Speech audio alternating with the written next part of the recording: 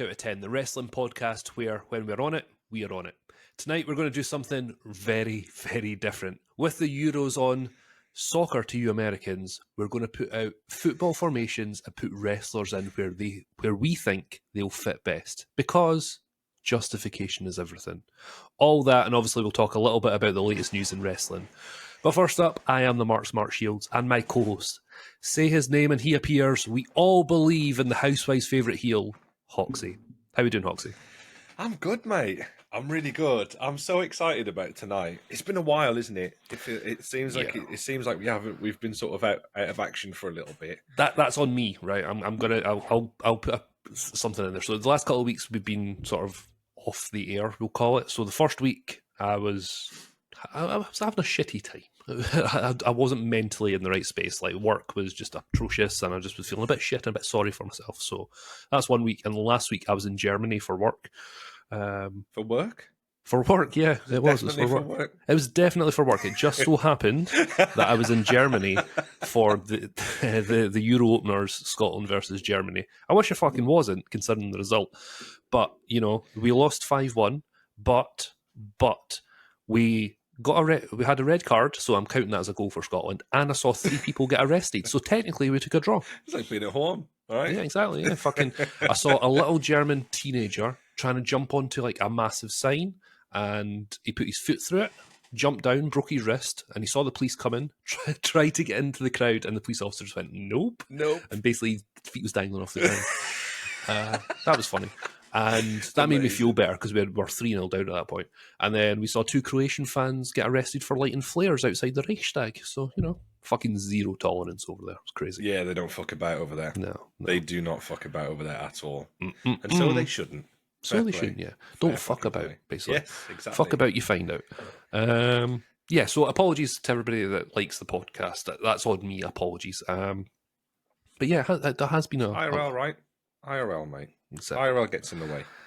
And to be honest, I don't think we're going to be able to do it next week as well, because next week we're away to Rotterdam, and I'm away in order to catch a flight on the Friday morning, so I'll be staying at my sister's house, Bun, who's going to Rotterdam as well. We could record it. I mean, it could be interesting, recording from Bun's house. That would be funny. Get a run in from Bun. We could do that. Get running from Bun would be hilarious. That would be amazing. Okay.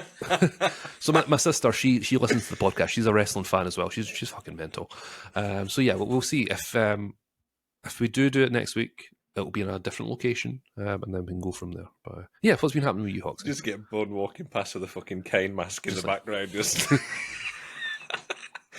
I'm good, mate. I'm good. It's just that time of the year, isn't it, where like everything just goes mental. Like you got holidays, we got break, like all this stuff. Next week is going to be really good. I'm very, very busy with stuff, but we've got Rotterdam, which I am massively, massively looking forward to. Buzzing. It's 12 months since the sort of the podcast was really set in place, right? Yeah, sat on that bed, drinking JD and Coke. And wait a minute, let's just clarify this, right? Okay. With 4 other people in the room. Yeah, exactly, yeah. That's how we roll. So yeah, basically last year, me and Hoxie and 4 other people were in Paris for TwitchCon again. So obviously we do stream. Check out twitch.tv/Human Shields and twitch.tv/Hawk7. Yeah, so we were in the room. We were several drinks in. Drink had been taken, hadn't it? Drink had been consumed. And, you know, we were talking about wrestling, and we're like, we should do a podcast. It's like, we've been talking about it for ages, and lo and behold, we are here. This Mitty just sat on the bed. He was like, I'm just sat here for like the last half an hour listening to you guys moan about stuff. You could literally put this on the fucking YouTube or something. We're like, we really should do, shouldn't we? We should do. But yeah. We fucking did. Good shit. Good shit. But mate, I'm repping my AAA. I'm going to show everybody. That's sick. This is a Charlie limited edition. AAA 30th anniversary Leon Mexican football shirt. So I thought, what better to do than represent football and wrestling at the same time on a football and wrestling podcast, eh? There we go. And this bit's sick. See that bit? That is cool. It's like the back of the mask The laces. On Is the that what back. it is? Right, that's Wrestling really cool. mask. Yeah, so sick, so sick. Yeah, Oh, I love it. it's my favourite football shirt I've ever had in my life. I love it. You should Love get it. Hoxie in the back of it. It'd be sick. Yes, I will do that. Hoxie Yeah, with boy. 69 or something. I don't know. Hey. Booyaka, booyaka. Yeah, 619. 6'9". Yeah, we're good. I'm I looking put the forward to one. tonight. I'm really looking forward. This is we're still naming 11 people We are and maybe 12. one extra as a honourable mention, an honourable mention. But it's not. We're not straying too far from the No. from what we normally do. But Still a it's list. it's a nice little thing. I like this. Like It's it's something. genius idea, mate. To be fair. Thank you. Yeah, Genius idea. I have them every so often, right? Cheers, guys. Yeah, so I mean, we have said numerous times in the most recent podcasts where it's a case of we're still going to do the lists, but we want to do different things with it. We want to do watch alongs, we want to do deep dives, we want to do just random shit depending on what's happening in the world of wrestling. And I think this fits because me and Hoxie are both football fans, we're both wrestling fans. Let's put our hands together and come up with some good shit. Good shit. Yeah, Um, I'm looking forward to it, mate. Be good fun. But yeah, should we talk about some wrestling first, Hoxie? I think we should talk about some wrestling, seeing as this is actually a wrestling podcast.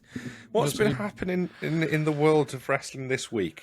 Shields. What fun shit has been going down? Right. Well, I think what we should probably do is start with the pay-per-view that happened in my country, Clash at the Castle. Now, I haven't watched it because I've been busy. I came back from Germany on the Saturday. I didn't get round to watching it. So, but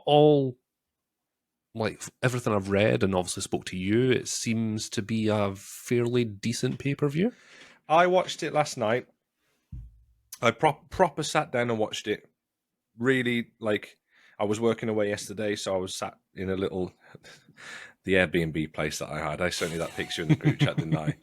The ceilings. I'm 6'4", guys, and the ceilings in this Airbnb. It was. I genuinely thought I'd clicked on hobbitshouses.co.uk or something because it was 5.5 foot tall. I had to have a shower on my knees. It was ridiculous, but they had a really nice, comfortable sofa and a massive telly in there. So I was like, I'm set. The little Roku stick or whatever it is, network was on there, buzzing, Nice. logged in, sat down, comfy, little beer, sorted out. So I watched it last night, and it was a 6.5, 7 out of 10 pay-per-view. It was a solid pay-per-view, solid show. Once again, I think the crowd made a lot of it as well. I just love the fact that they are going to places where people are they haven't had stuff, Yeah. so they can obviously there's stuff in Lyon. It's like they haven't had pay-per-views. They've had stuff a SmackDown tour or a Raw tour, but like a pay-per-view. A live show or whatever, but not an actual PLE or pay-per-view. So people are proper on board for it, and Scottish crowds as well. You're looking at character and sense of humor. We may be shit at football, but we've got good crowds. Exactly. So it was good. It was good fun, but the card was semi decent. There was a couple of things that I could give or take. I was just thinking, do you know the OVO Hydro or whatever it is, or the OVO Hydro? Is that the Hydro where ICW done that big show that time? I would imagine so. Yeah, there's only one Hydro. This is the only one. Okay, Yeah. I didn't know because it was a different name back then, I think, but. It would have been the SECC. Yeah. Yeah. But they had Cody and Styles on first, which I thought was a bit shit, if I'm honest with you, because it was an I Quit match for the title and it went long. So to have a long opener for the main belt to go on first, I thought that was a bit weak. Where would you put it then? Because obviously, I'm assuming Drew was last though. Yeah, but they couldn't have had another main event. They had to have Drew McIntyre on last. It was the homeboy. He didn't fucking win. Yeah, but they got Punk. Yeah, I think I don't think Drew sold the house. I think I don't know. That was all. It wasn't rhetorical. I don't think Drew sold the house. I could have said it that way, and it sounded like a question. like he's the Scottish boy. He's like the face of it and all that sort of stuff. But I don't think he drew the house. I'm not 100% Who sure did then? about that. I think it.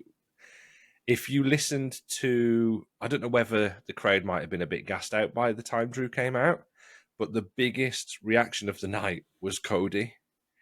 Like, Always is, though. massive, massive, massive reaction. So Now, you is that the man or is that the entrance? Because there's two different things here. No, they were with him. They were with him. They were singing his song and stuff.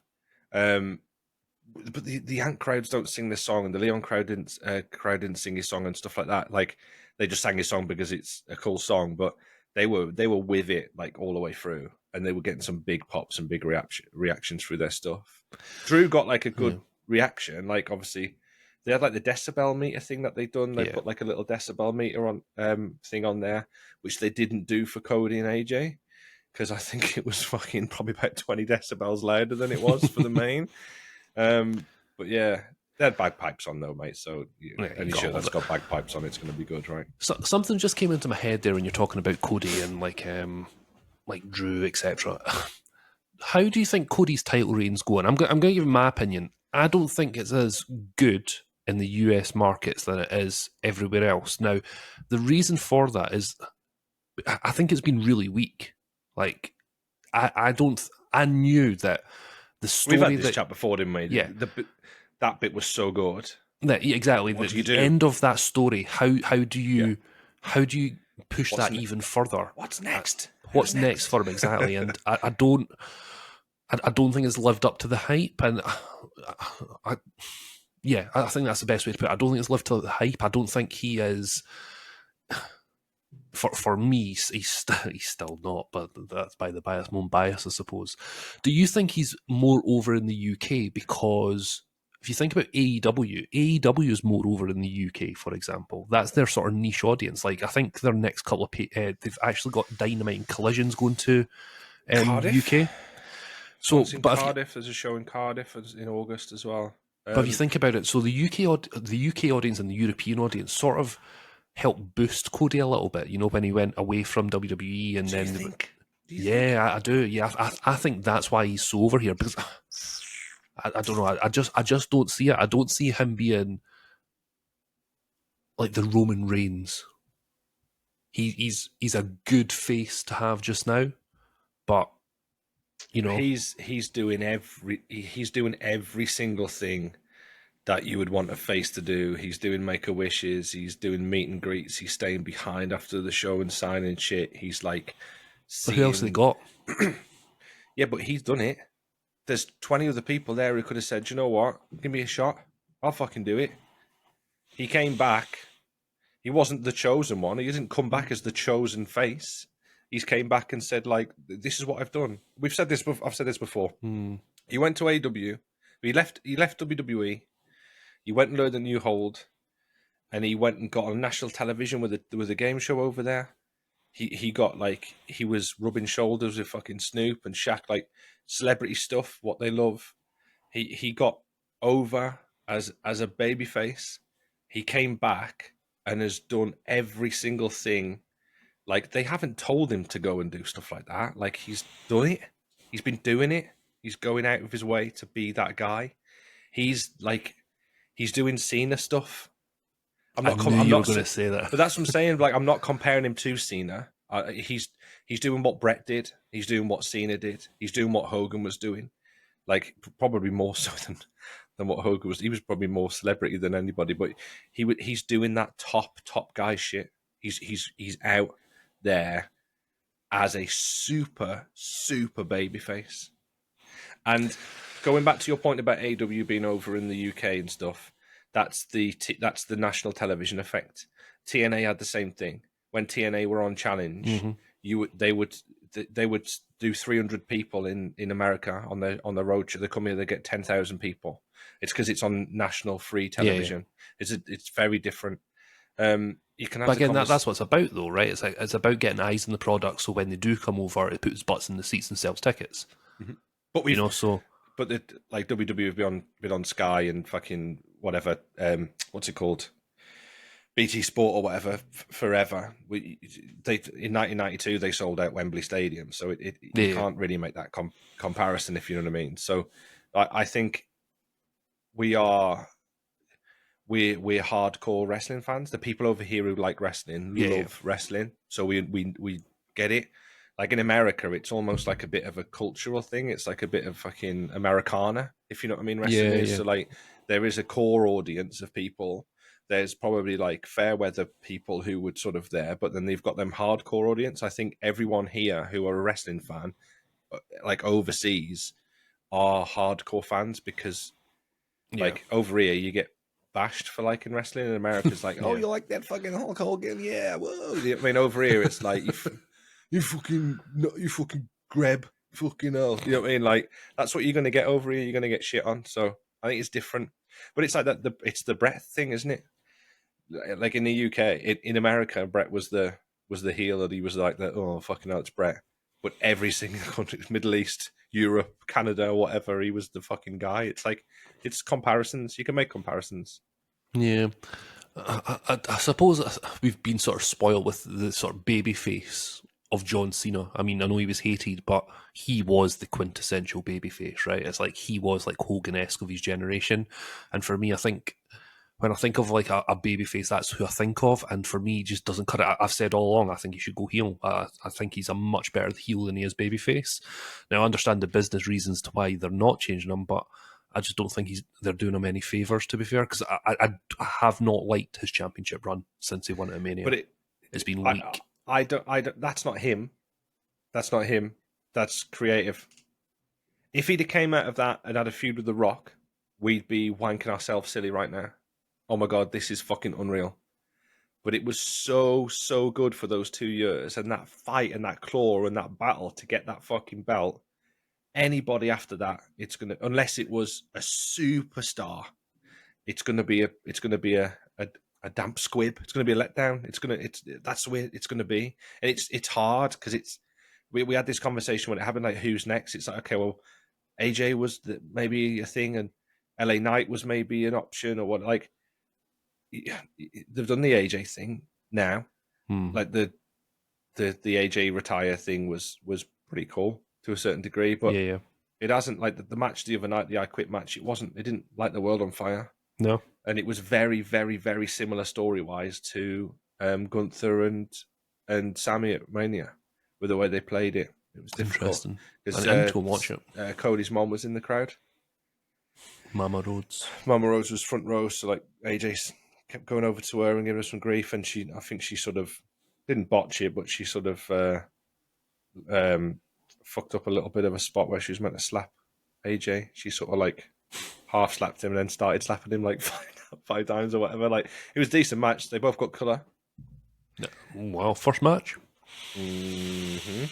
Proper colour as well. Not hard way, not accidental. It was zip proper colour. So Jeez. that was probably the most interesting thing to take from best match the show, of the card. What was it?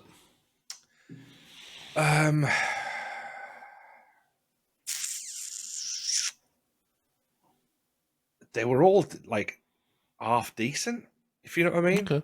It's not like a standout thing. I think like Priest and McIntyre was good. There was a lot of like near falls, and you know what I mean, like a good sort of story throughout the match. Good sort of ebbs and flows. Sammy and Chad was more of an angle match. It could have been on a Raw. It was just a long Raw match because they had like the thing with Maxine and Otis, that's it. They had like an angle thing with him and her and all them, like this sort of like the split up of almost, if you know what I mean, that kind of thing. And then you had the tag match. Did you know the result of the tag match? The women's tag. Is So that it was Alba Fire and Isla Alba Dawn, Fire? Yeah.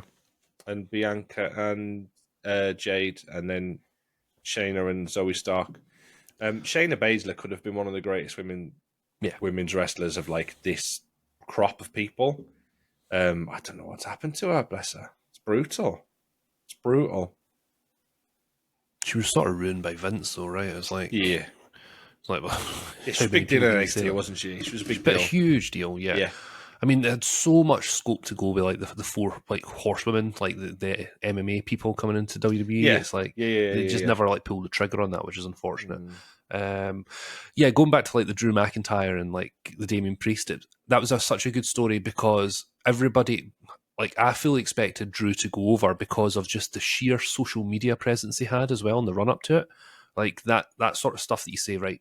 He's going to pull the trigger and he's going to win it back in his hometown, and and then you think, but Damien Priest he's going to go on a fairly long run until like a Seth Rollins comes back, for example, or so I didn't really know what way it was going to go until like Alba Fire and stuff won it. It's like, well, if they win it, they're not going to put two like homegrown talents over. You know what I mean? So it's that sort of ruined in that regard. When I saw that happen, I was like, Drew's not going over tonight. Yeah, because that's the pop for the crowd, isn't it? That's exactly. We ain't going to fucking come back. So all the Scottish lads and lasses got shit on. That's what Scottish people speak like, by the way. That's exactly how we speak, yeah. It's uncanny. I bet you, anybody that's not watching us on YouTube or watching us on Spotify, I bet you thought that was actually me talking there. Yeah, really hard to tell the difference. Yeah. So obviously you said it was a standard like 6, 7 out of 10. Now, I want to bring something up. We spoke about WrestleMania and how WrestleMania was up there as probably one of the better WrestleManias of all time, and the most recent. I watched that 5-minute clip earlier on tonight. All the run-ins and stuff, the Avengers moment, just again, so good, sick. Yeah, it was just so good. Like it finished on such a peak, and we were worried that how do they follow up with that? But for me, Backlash was a massive success. Really, it was a solid pay-per-view. Clash at the Castle, solid pay-per-view. Do you think WWE is like that's them now? It's like they've managed to take over the potential pitfall post WrestleMania with 2 really solid pay-per-views, and do you think the only way is up now? I think if they had the Backlash pay-per-view in fucking Wisconsin or Seattle or Los Angeles, we would have been like, okay. But because of how mental the whole experience was, I think it changed the whole show and just made it like with the crowd. And I think the people who were wrestling reacted from that as well. And I just think, I think that Backlash show probably done more than anything than like Mania standalone. Like I think the Backlash show, like if it was like anywhere apart from Philadelphia and Chicago, like if that show was in America, we would have been like, oh, okay. Like because it was just what did Vince used to fucking tell the commentators to say when it was like they would like cheer for the heels and boo the faces and that. Bizarro World. It was like, you know what I mean? It was Bizarro World. Guys, like Bizarro World here. Like it was like that, wasn't it? But it was good. Yeah. It was just. I think that set the tone. What's the next pay per view, mate? Is it the ladder? TLC. Not TLC. What's it? Money in the Bank. Is it Money in the Bank? I think it may be actually. I think you're right. Fuck knows. WWE. 6th of July. There you go. Money in the Bank. Is it? It's in London. No, that was last year.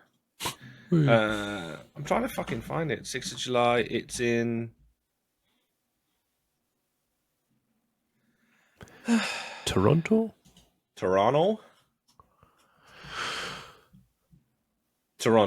Yeah, it is Toronto. Scotiabank Arena. So that should be decent. To be fair. So I wonder, right? So obviously, the next 4 pay-per-views are Money in the Bank, Toronto. August is SummerSlam in Cleveland. Then there's Bash in Berlin, August 31st. Yeah. And then there's Crown Jewel in Saudi. Do you think the reason they're going to these different countries and moving them like across the world is to like try and promote for the Netflix deal 2025? Yeah, I mean it makes sense.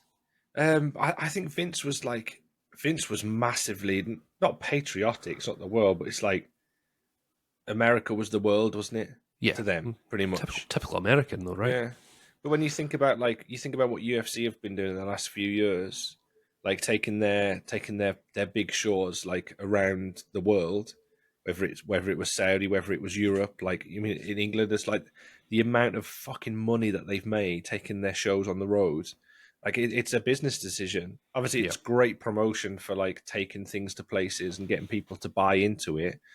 But I just think it's business. It's business. You're opening up new markets, aren't you? Yeah, I can foresee, and it's the way it's going just now, is the big four, like the Mania, Rumble, SummerSlam, Survivor Series, those will be based in America. Every other pay-per-view is going to be a PLE event in a different country. In different places. Yeah. Which makes sense. Which yeah, 100%. I mean, the SummerSlam event, it's at the Brown Stadium, isn't it? So it's going to be a stadium show. I can imagine Royal Rumble next year being in like a baseball arena or a stadium show as well. Like all these big ones, they're gonna do gangbusters on, aren't they? And I genuinely think we will see a WrestleMania in London within the next 5 years. Yeah, I think think WrestleMania 43 or 44 is going to be a 2-night event in London at Wembley. I reckon it'll be probably 3 years into the 5-year deal on Netflix. That's when you'll see like a big event. And are they not moving? Is it SummerSlam? They're moving to 2 nights as well. Yeah, as of next year. Is it next year? Yeah. Yep. I'm not sure how I feel about that, to be honest. I think WrestleMania, fine. It's the showcase of the Immortals. It's the show. Yeah, it's the show. Yeah. I can understand why they're doing it over 2 nights. I think they might dilute that down if they start doing like the other pay-per-views. They'll probably do it with Royal Rumble as well. They'll have the Women's Royal Rumble on one night and the Men's Royal Rumble on the other. And they'll probably go an hour for both and then do a decent card on there as well. Having 2 Royal Rumble matches on one show is tough. Yeah. But like, mate, it's fucking like they're selling it out. We're watching it. People are fucking buying into it. They'll do that for as long as they can. And if they sell out 2 nights at a fucking whatever stadium it is next year, like they'll do it again. And they will sell it out, right? I mean, because I think the people were fucking pissing and moaning about the Royal Rumble, right? It was like 2 Rumble matches and like it was only like 2 other matches or something on the card. I can't remember. So it gives more opportunity for stars on the card to like get a payday, I suppose, if you call it that. And then go the first time fucking Mania went to 2 nights, I was a bit like, oh. It's rough. Like it's like you want the big main event firework at the end of the night. Like that's the thing. But like, fuck me, I'm happy because it's not 8 hours of my fucking life.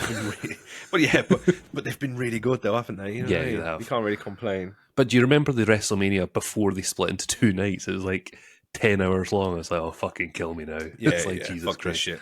You have to watch over 2 nights, you know? So, I mean, why not just fucking have the thing there? So yeah, that's Clash at the Castle, a nice little 7 out of 10 at max, which is good. Obviously, we'll be interested to see how Money in the Bank in Toronto goes in a few weeks' time. That'll be interesting. What's his name's on the poster? Old Yeet man, Jay, Jimmy, yeah, Jay, yeah. So he's on the poster with the Yeet in the Bank, whatever it is. So he's going to win that, isn't he? Oh, I don't get it. I don't see it. He's not. Like, I'd rather have Cody as fucking champ than him. And that sounds on him. Fucking 15 years ago, 10 years ago, that Yeet thing would have been huge. Now it's... Still is, though. It's like that's the mentality of the audience. He's got it over, but I've never liked the Usos. Ever. No. I've always thought they're really... And I've said this on the podcast before, I'm sure I have. They're really awkward to watch and work. And you can tell... They're really awkward to work with. They're not good. They're the young bucks of WWE. They're decent, but they're not a very good wrestling team. Like they're not good wrestlers. It's really hard to explain. I don't want to use the word "they're not technically sound" because it's a cunty thing to fucking say. No, but you're right though. I don't know if I get beeps or not, but it's they're hard to watch. They're hard to work with. You can tell the guys who are in there when they're really good that it's like it's awkward. They're like it's like fumbling like trying to catch something and like fumbling it before you catch it. That's what it's like working with them. It's really difficult. It's really weird because if you think that the singles match, let's forget about that. They were fucking horrific at WrestleMania, worst match in the card. But if you talk about them as a tag team, they don't fit into any little pigeonhole, right? If you think about technically sound tag teams like the Steiner brothers, right? They're nowhere near like anywhere near that in terms of technicality and technical ability. You think about like the big fucking bruising tag teams like, I don't know, fucking APA, the Acolytes, Ron Simmons and fucking JBL. They're not brawlers, right? High flyers, you think about like the Hardys, you know, they're not high fly. They do a splash out off the top rope. You know, it's like, I don't know where they fit in the tag team world. It's like, if you think about great tag teams throughout history, like the Dudley Boys, Edge and Christian that we've talked about before, you know, the Rock and Roll Express, you know, Midnight Express. Yeah. Usos are like one of the most decorated tag teams. I was going to say, if you look at it on paper, they'll be up there with all of those names and all of those people.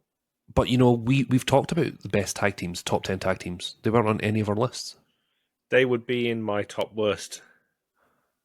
Or bottom worst. However that may go, yeah. Yeah. Like the top 10 worst tag teams. Like, the bottom 10 worst tag teams. No, I've gone cross-eyed. No, I went cross-eyed. But yeah, it's like when we did the tag team one, I never thought of it. I never had them under any way, shape, or form. And I mean, I will say Jay is definitely the better out of the two brothers. I mean, that's like saying what's the shiniest shit, right? Aye. But he's got the yeet thing over. For me, he is a US title level champion. Yes. A one reign Intercontinental champion. Transitional. A transitional champ, yeah. He's not, and he's going to get a big title run. I'm guaranteed now. This is 21:08 on 20th of June 2024. Shields has said Jey Uso will have a big title run in WWE, right? Hi, TikTok. It pains me, but it probably will happen. But it's, dude, when you've got LA Knight on the same roster, doing fucking nothing, and he comes round with his 10-year-old fucking Vince McMahon gimmick, excuse me, giving it the big one, it fucking infuriates me. It really does. He's going to win Money in the Bank and he's going to cash it in on fucking Priest or something. Yeah, 100%. And then Rollins is going to have a fucking feud with him. No. Rollins will beat Damian Priest. And then Jay he's going to come Rollins. Cash in. 100%. 100%. That's my prediction for it. 100%. Yeah, exactly. It makes you vomit in your mouth. Anyway, let's stop talking about the vomit-inducing Jays. That's really harsh. That's really, really harsh. Right, talking of vomit. Speaking of vomit. Speaking of being sick, we're talking about the Wyatt Six debut, Hoxie. Whoa! That was pretty good. If I do say so myself. So yeah, finally it's happened. We saw so many QR codes. We saw so many like interference in terms of the production of WWE. Bo Wyatt, what's his? Bo Dallas. Bo Dallas, thank you. Yeah. The brother of Bray, who sadly passed away, has finally revealed the Wyatt Six. Thoughts of that debut, Hoxie boy? I thought it was fucking cool as fuck. So good. To sum it up in one really really bad English sentence, fucking cool as fuck. So good. I love, like, it's not, like, I'm not a massive fan of, like, dark and mysterious, like, gimmicks, if you know what I mean. Supernatural type Supernatural stuff. I'm not a massive fan of it. I like, one of the main reasons why I'm not a massive fan of Jey Uso is because it's very forced and cartoony and a bit shit. Like, with what I usually find with these dark and mysterious stuff, it's a bit like, when you've got like CM Punk being real as fuck and like Drew McIntyre being like cool and you mean like all these people being like real pro wrestlers, if that makes sense. When something like this comes along, it's hard to like weave that into like real. Yeah. You know what I mean? I hope that makes sense. No, I get you. To you guys listening. But I think the way that they've built this with like the QR codes coming up and the website and little things in the background and just all these the cool kids say all the Easter eggs and all that sort of shit. Like, I fucking love stuff like that. Yeah. I love it if it's like in a TV series or like in a film or something. You mean like just little crumbs of clues and that. I love because it shows they thought about it, right? That's why it shows that it's preemptive. They've thought about how it's going to go. Yeah, it's But really cool. I think it's amazing, and they look Scary as creepy. fuck. It's probably the worst Slipknot tribute band I've ever seen, but they look sick. They look fucking cool. Really, really So cool. it's apparently it's Bo Dallas, it's Yes. Nikki Cross, Dexter Loomis, Joe Rowan Gacy, and Joe Rowan. Gacy. So the Wyatt Six is only 5 at the moment. So there's rumours that Alexa's going to come back as well. Now, did you see the shadowy figure right at the back of the corridor in the like sort of peeking halfway up the corridor? No, I didn't know. It looked like somebody with long hair standing there in the Interesting. dark, in the black, small long hair, like black, right at the back of the shot. Phenomenal. So whether it backside. was What was that? What? So whether it was what? What are you on about? What? No idea. Cut. Edit. Whether it was like just like an assistant just checking everything's okay, I don't know. You know what I mean? It could be just a randomer, but it's eerie.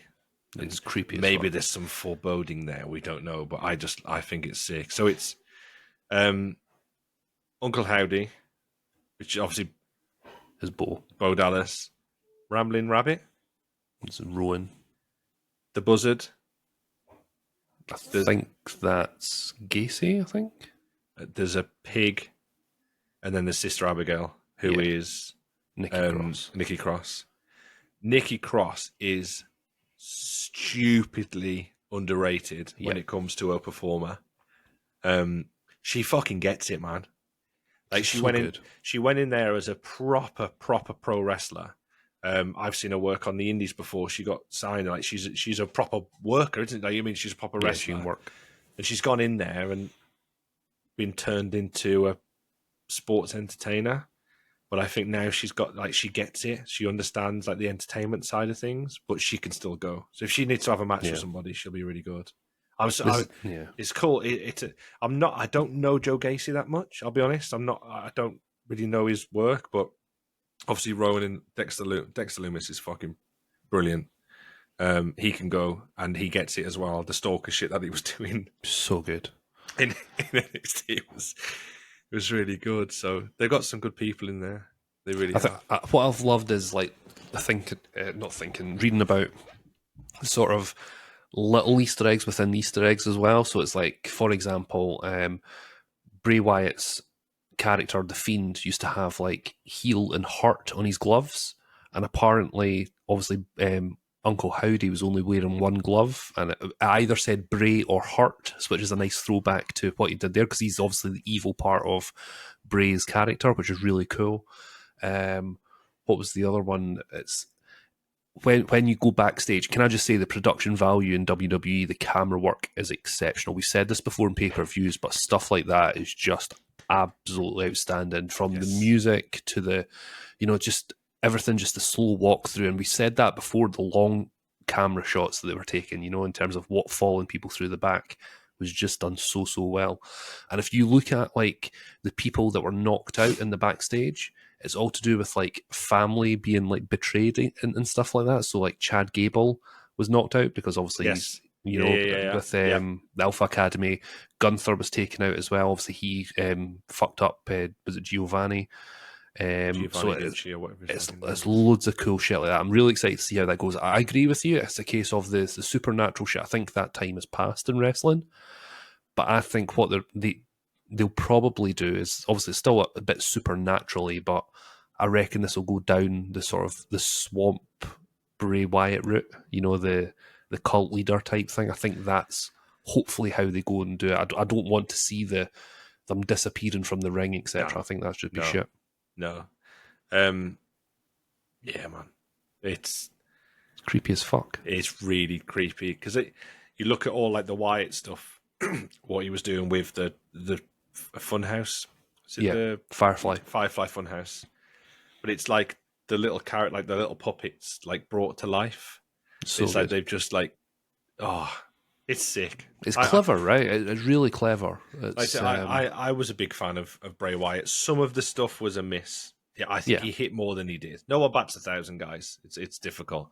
So I think he hit he hit more than he missed, and some of the shit that he did when it was good, like what he did hit, was fucking awesome. So if Unbelievable. they're anywhere close to that, then it's gonna be Thing is, cool. Triple H is high in Bo Dallas anyway. Like, you know, NXT champion. Like he was is giving him the free reign for most of his stuff coming back, wasn't he? So exactly. So and you know what, mate, you've got Dexter Loomis, Joe Gacy, and Eric Rowan on primetime television and Bo Dallas on primetime television every week. Like it will be a featured spot. It'll be a remembered spot as well. as it should. So jobs for some guys to go out there and fucking make some money as well. So you can't really complain about that, can you? They are here. So let's find out what happens next with the Wyatt Six. We're here. I used to love it when he used to do that. And he used to blow the light out. It was so good. It's so brilliant. good. So good. Good shit. Good shit, yeah, mate. good shit. Final thing I want to talk about is, you know, you say his name and he appears. Do you believe in Joe Hendry? I believe in Joe Hendry.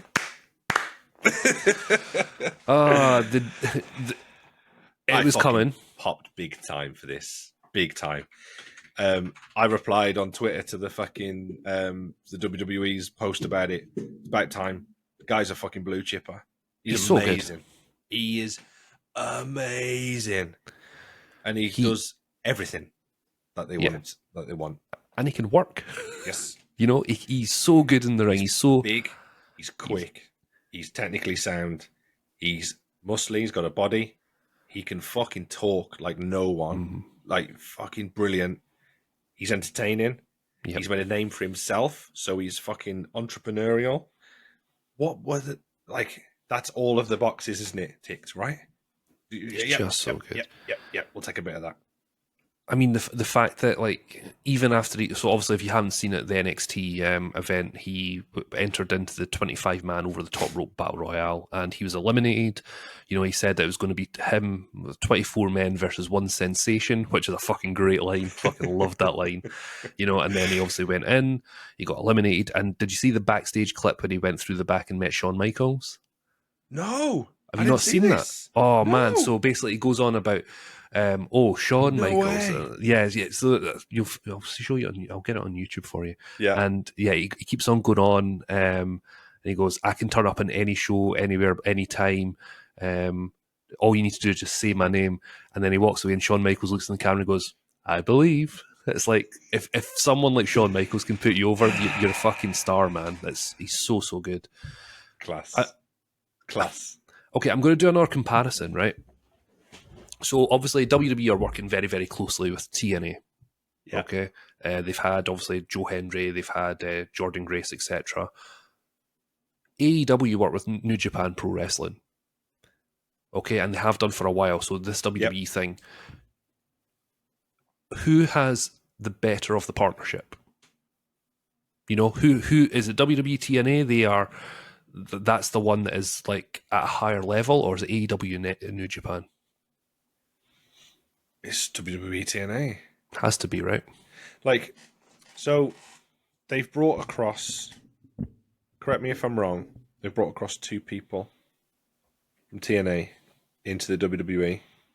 I think Frankie Kazarian appeared as well. Okay. But that was to continue on a storyline that's going on in TNA. When have you ever heard WWE do that? That's amazing. So the point that I was like going to try and make is the fact that Jordan Grace came in the Royal Rumble. They made her look $1 million fucking straight away. Yeah. She had a good showing. She was like Final Four, wasn't she? Or Final Five, or whatever. She was late on. She was in there for a long time. She was late on. She eliminated people. They brought her out. She was wearing a fucking belt. She had a belt with her. The big deal. She went away for a couple of months. She came back on NXT. The first match she's had, she's fucking went for the title. In a big surprise, the big deal, and it was advertised and everything. It was a big thing. You got Joe Hendry, who is obviously flying high off his chart success with his song, which is mad. Amazing. But they've brought him in on this NXT show as a big deal. And like you've just said, you've got Shawn Michaels putting him over. Like they've presented him and Jordan Grace like fucking stars, like money drawing professional wrestling stars. Okay, Mm-hmm. you go to AEW, they bring in all these people from New Japan: Tanahashi, Okada, Zack Sabre Jr. Like for their Forbidden Door shows, whoever, fucking Suzuki and Shibata and all these people. How many people, if you lined them up on a fucking like on a board, like 100 wrestling fans, and said, "Who are these people?" Who would say, "Oh, that's Tanahashi or that's Zack Sabre Jr." or what? Like from the last 6 months, if you showed somebody Joe Hendry or Jordan Grace, I think more people would know who they were Mm-hmm. than the other way around because they've presented them like in a way that is marketable and advertisable and like people advertisable. Is that even a word? It is now. Fuck you. It is now. Like the people they're going to get over and people are going to understand who they are. Like New Japan, it's like we've said before with AW with with TK. It's just a matchmaker. Like I would like to see this toy wrestle this toy, so I'm going to write it down. I'm going to pay for it. Done. Like that's amazing. Like I want to see Tanahashi versus fucking Daniel Bryan or Zack Sabre Jr. versus Bryan Danielson. Like that's what I want to see, shit like that. But not when you're on a national television show and you're trying to sell tickets and money and merch and all that sort of stuff. And nobody wins from New Japan and AEW. No. Like that's why WWE and WCW stopped working with New Japan because they didn't want their guys to lose. Yeah. It's like AEW, like the guys in New Japan, because Tony's a fucking massive Japanese wrestling mark. They'll say, "Oh, we don't want to." Okay, like I'm not like, "Oh, fuck you." Like I'm paying you guys. Like it works for you more than it works for me. Fuck you. Like you know what I mean? If it ain't gonna work, see you later. Catch you on the next one. But you won't say anything like that. So it's different. It's But really again, different. negotiate with them, right? It's like, okay, we'll put you over in American TV, but I want my guys to be put over in Japan. You know, Yeah. it's like it just doesn't think. Like you say, it's a No. matchmaking type thing. Yeah. I just sent you a message with the link to the YouTube short of Joe Hendry and Shawn Michaels. Well, Shall I you watch watch it that. live? Yeah, Wanna you can, watch you it can watch it. Yeah. Do you agree with what we've talked about so far? Let us know, as ever, wrestlemark10@gmail.com. You could tweet us as well, Mark_out of 10 on Twitter. I do know we've been really, well, I say I've been really shit with socials, so apologies, guys. But you could always sub to our YouTube channel, Mark Out of 10, Instagram, TikTok, our Twitch channel as well. Make sure you go over and give that a follow, twitch.tv/Human Shield. No, that's my Twitch channel, Mark Out of 10. Let us know what you think if you agree with what we've talked about in terms of the Wyatt Six, Joe Hendry, Clash of the Castle. Did you watch that? Yes. Yeah. I didn't know if he was looking at me or the camera or Joe. I didn't know, but I definitely heard what you said at the end. I believe. I believe. Okay, Hoxie. We've talked a lot about wrestling. Let's get on to... Dude, I forgot why we were here. Like, Yeah, that was so good. Genuinely, I forgot why we were here. That's hilarious. Right. So that's been I'm about 50 fucking minutes of excited. chat about wrestling, and we've prepared nothing there. We literally, before we came on, we just said, let's talk about this, and this, and see how it goes. So we managed to get like about 12 topics out of that there, which is quite cool. I'm going to Oklahoma, and I'm going to Okay. grab a beverage because I Okay. need to keep my throat nice and To be fair, lubricated. I think I'm going to do the same. BRB. BRB.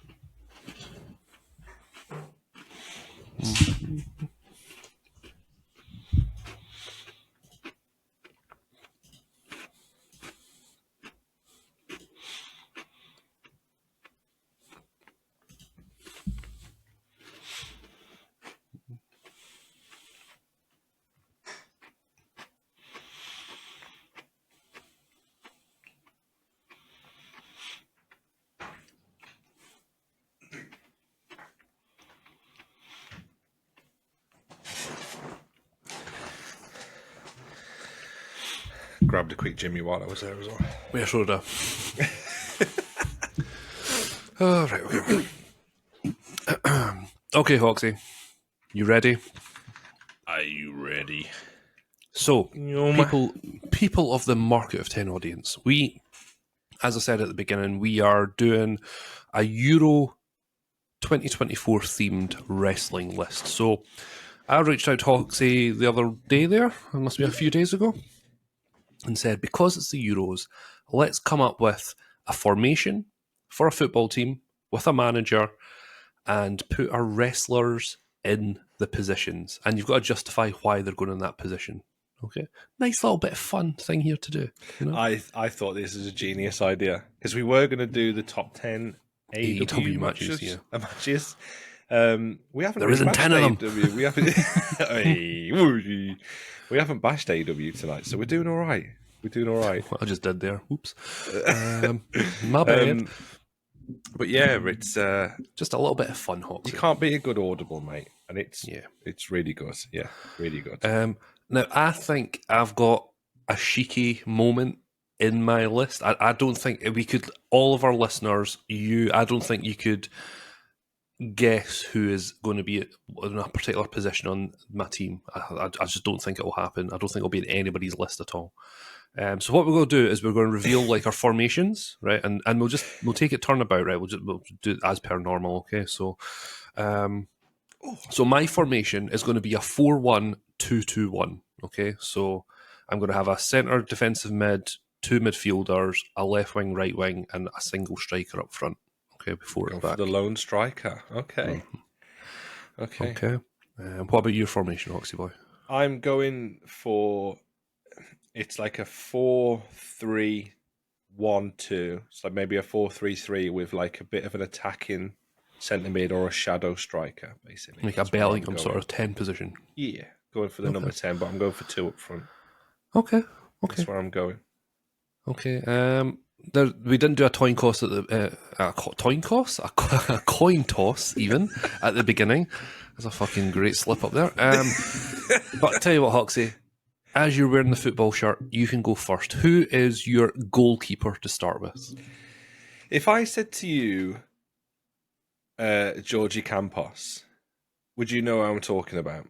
No. So Georgie Campos was a goalkeeper for Mexico.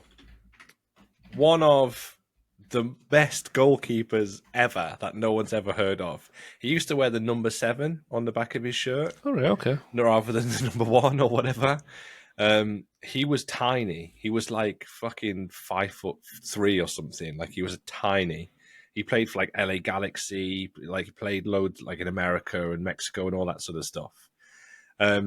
So I was going across. He was one of my favorite goalies when I was a kid. Like all of his kits used to be mad. Every time I had the chance to buy him on Footy Manager or Champ Manager or whatever, I would have him. But he was legitimately like a really, really good goalie. Like he was so good, really, really good goalie. And so I went down the route of a little Mexican goalkeeper. Okay. So I've got Rey Mysterio in goal.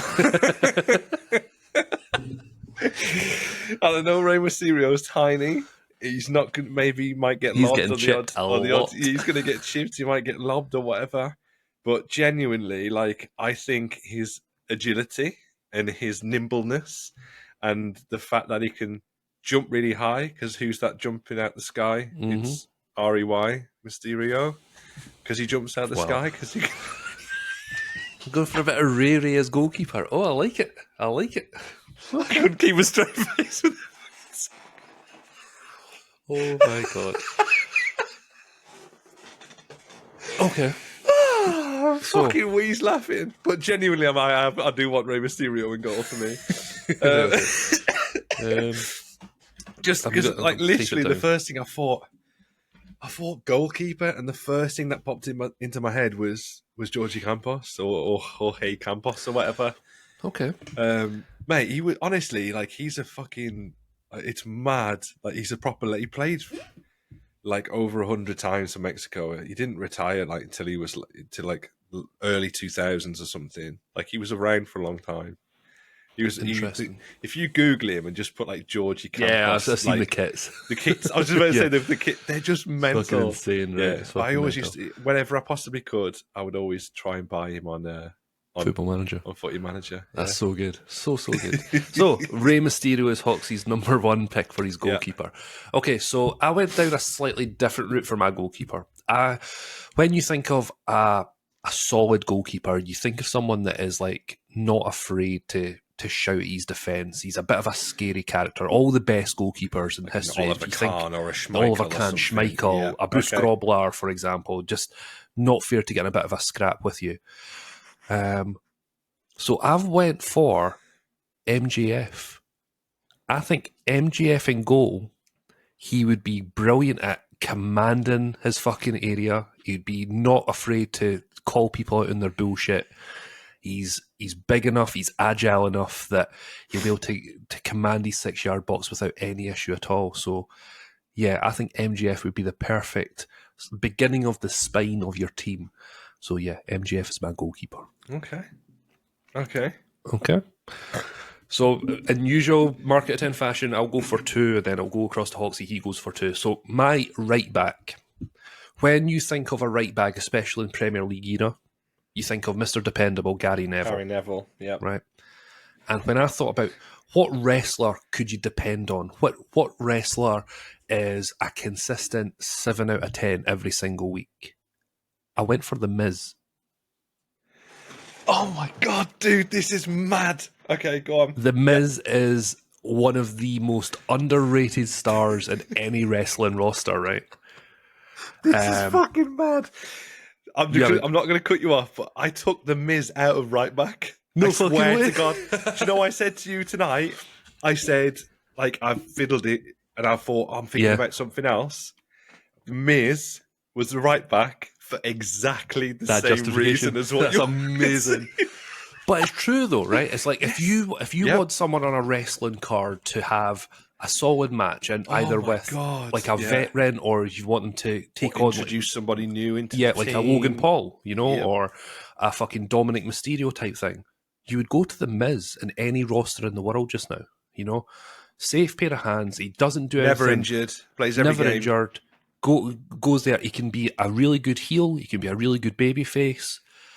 Mr. Dependable. He is the Gary Neville of WWE. So yeah, my right back is The That's Miz. fucking amazing that we both done that. So good. Like originally, that was my right back. That's That's mad. amazing. That's Okay. mad. So I changed my right Mhm. back from the Miz to somebody else who is very dependable, who can go forever, and this will become very clear when I talk about the right side of my team. Someone who will be able to, you can call upon that person. They will have the match of the night. They're Mr. Dependable. They'll run, they'll sell, they'll work their fucking arse off all of the time, every single time you put them out there. And I've gone for Dolph Ziggler at right back. He can do everything you want him to do. And when I tell you guys my right winger, you'll realise why he is in there as well. So I'll just leave that for a little bit later on. But my right back, Interesting. for very similar kind of reasons, really. But I was going to go Dolph Ziggler, because he can just go and go and go. Stamina. Half an hour match, whatever he needs to do, he's going to go out there and he's going to give it his best, and it's going to be one of the matches of the night. Dolph Can I just Ziggler. say, we've done 4 people on this list, and this is my favourite one we've done so far. This is just so fucking good. It's so good. I'm a genius. Just honestly, mate, when you fucking called this the other day, I literally I was popping. I went mental. I was like, yes, so yes, yes, good. yes, let's do this. Okay, Hoxie boy. So I'm It's my assuming two you're going favourite to things, right? Basically, mate, football and wrestling. Let's go. your Let's third go. one talking to me about it. There we go. Hey, there you go. There we go. Right. So I'm assuming you're going to go to your centre back now. So right-sided centre back. Mm-hmm. I'm going to go for somebody who is. I would probably say this is my club captain as well. This is my team captain. Okay. Someone who is old school, rough and ready, big boy, ready to go, can win a ball, can win a header, wipe somebody out, doesn't give a fuck, respected by everybody. The Franz Beckenbauer, the Yap Stam, the whoever you want to call it. This is the Undertaker at my centre back. You've got Undertaker at centre back as well, haven't you? Yeah. He's my right-sided centre back. Dude, this is too much. This is too much. Oh, that's so good. Fuck me. So here's this. He's my captain as well.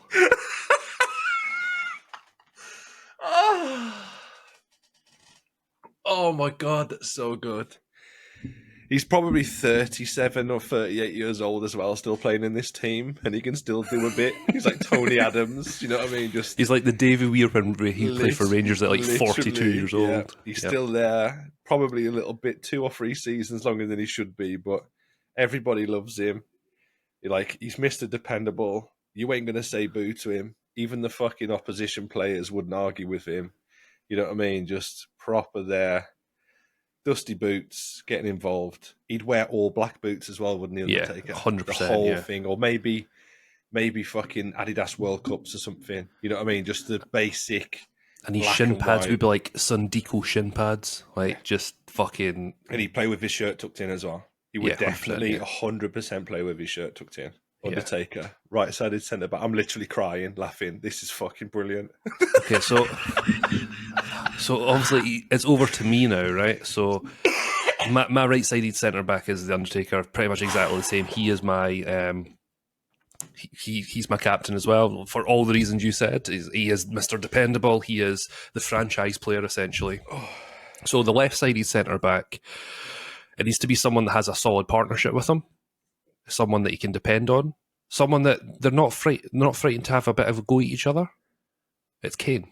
It had to be the brothers of destruction, It has to right? be, hasn't it? It hasn't. So the perfect combination of people.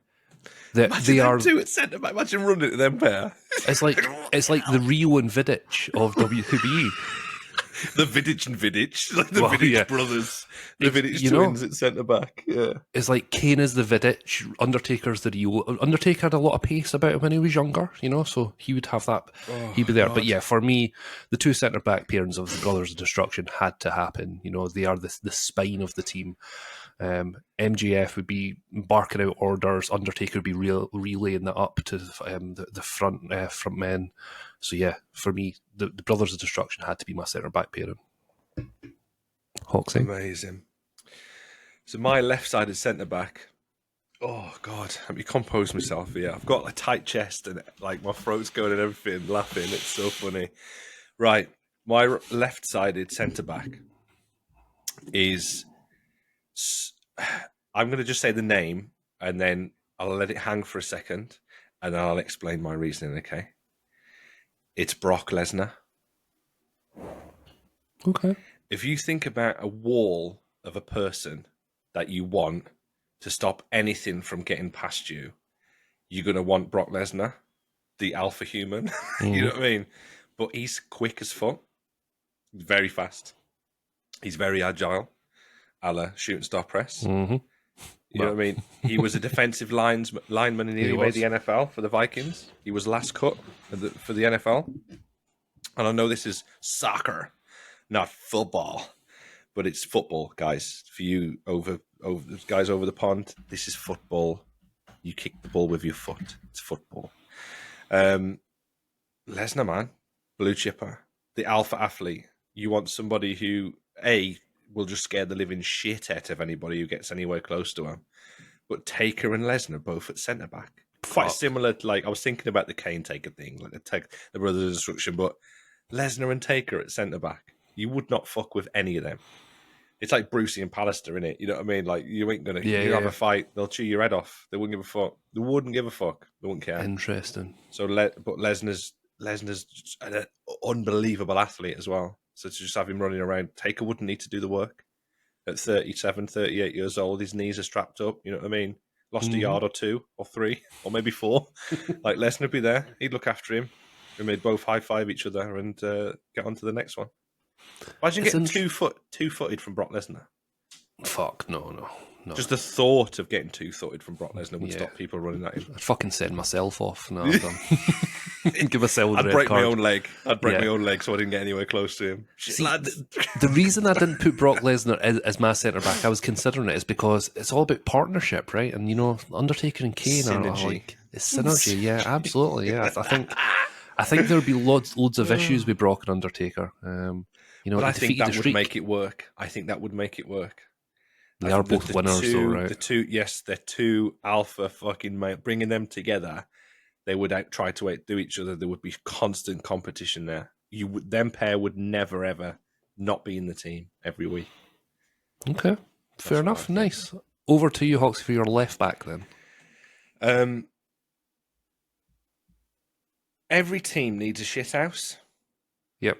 Every team needs that person who is just a dick, who's going to wind the opposition team up so much that they're either going to get sent off, or they're going to get in trouble, or they're going to do something silly, or they're going to take it out on somebody else. You know what I mean? Every team needs a shithouse person. Mm-hmm. The El Hadj Diouf, the Robbie Savage, the dick. People, Craig Bellamy.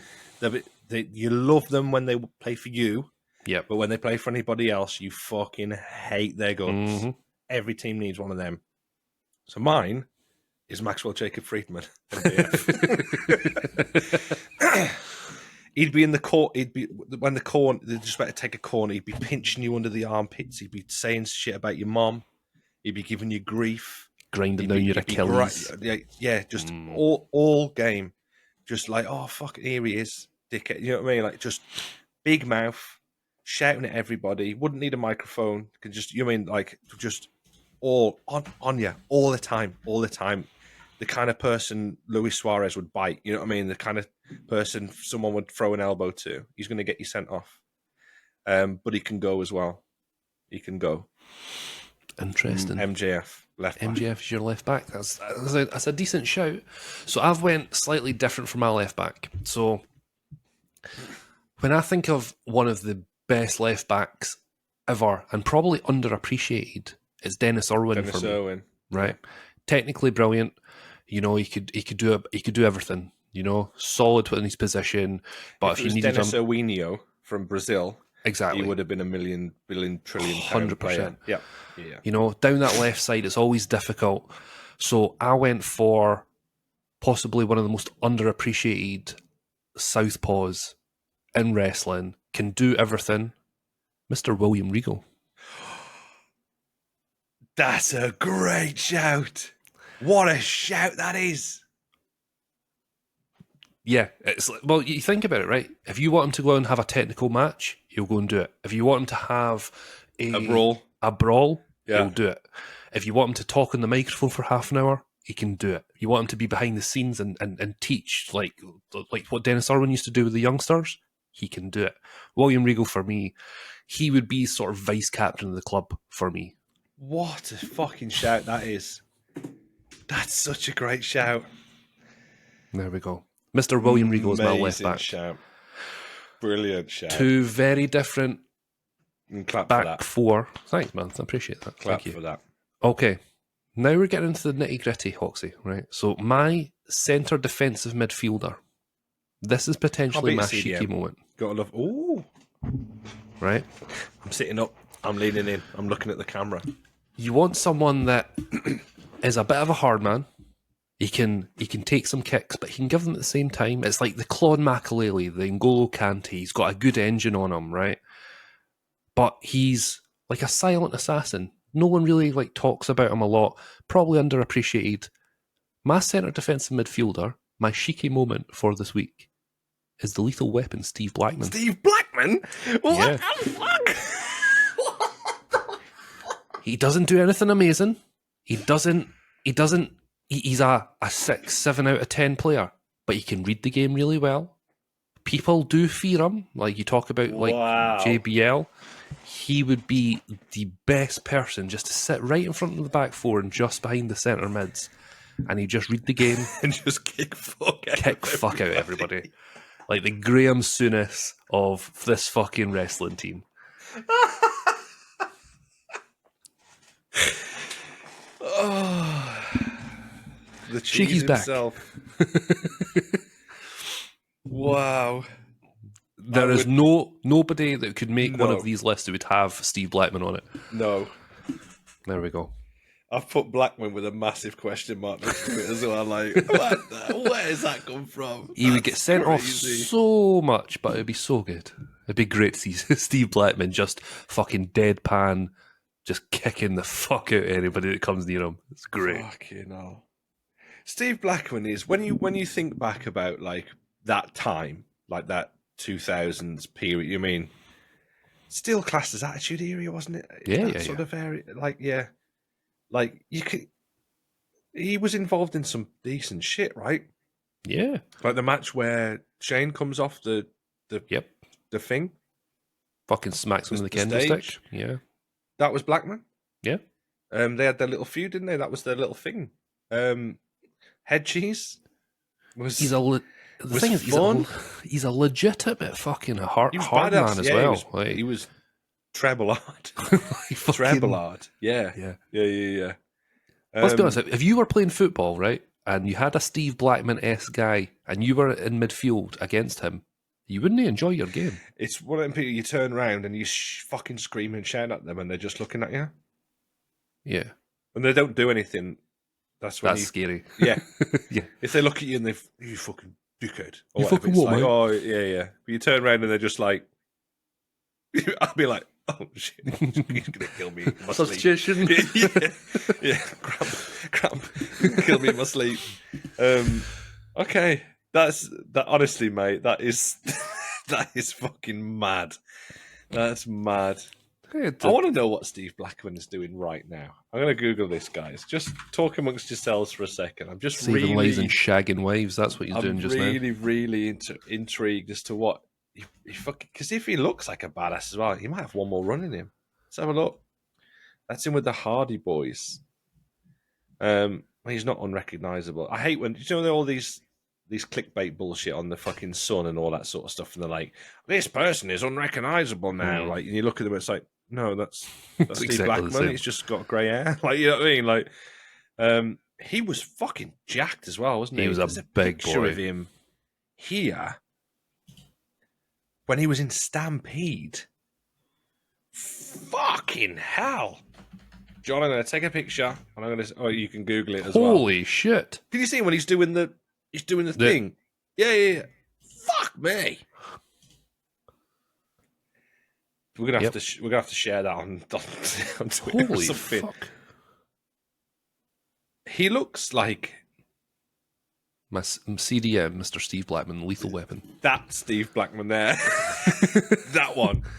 But even That when he was in one. WWF, because I think he got ill, didn't he? And that's why he lost a lot of muscle mass. But he was still fucking lean, man. He was Ripped. ripped. Anyway, yes, that's my centre defensive midfielder. Over to you, Hoxie. You're next to. You can't beat a little bit of a wormhole, mate. A little bit of a wrestling wormhole. He Nice, debuted in 1986. I thought that Steve Blackman was like a kung fu guy, like a martial arts guy, who they dubbed like a bit like with what they did with Shamrock. Ken They Shamrock. just brought him in, and I didn't know he was a wrestler for fucking 15 years or whatever until he came in. That's mad. He trained at Stu Hart's place. Yeah. You get this Big bastard. fucking martial arts motherfucker. Big bastard. Big bastard. That's amazing. That's so good. Oh dear. Brawl for all, mate. Not Mark Marrow out. Decision, bad him. Crazy. That's some crazy shit. And Mark Marrow was Golden Gloves as well. Yeah. Mm-hmm. Trevor Lard, told you.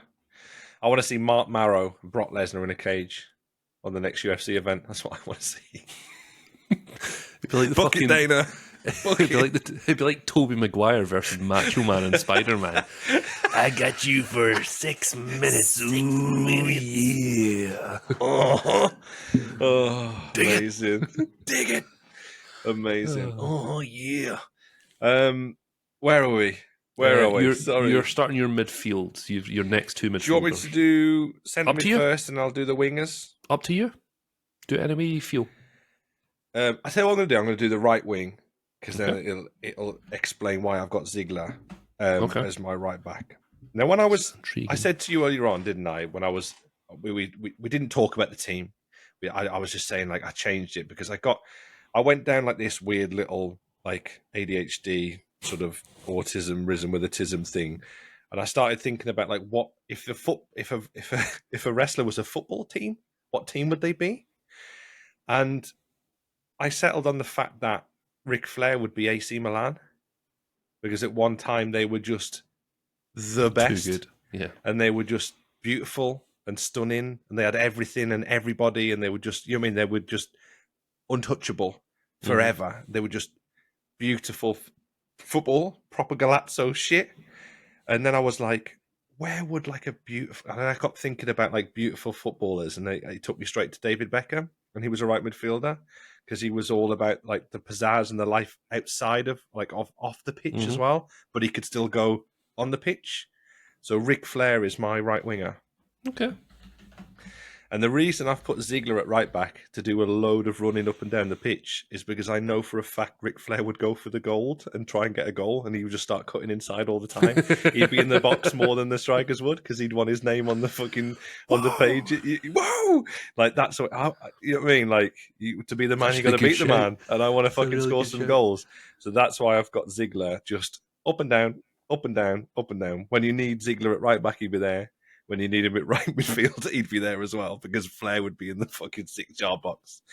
Like, but Flair with technical ability and just being amazing, you know what I mean? Just being flash and cool as fuck, pinging balls all over the place from right wing, Beckham-esque style, Tony Cruz style, just ding, ding, ding, ding. I want Ric Flair, my right winger. Interesting. Okay. And the way that I got there was just mental. It took me about half an hour to pick Ric Flair as my right winger. It was just like, okay, it's like some Rain Man shit. So yeah. Yep.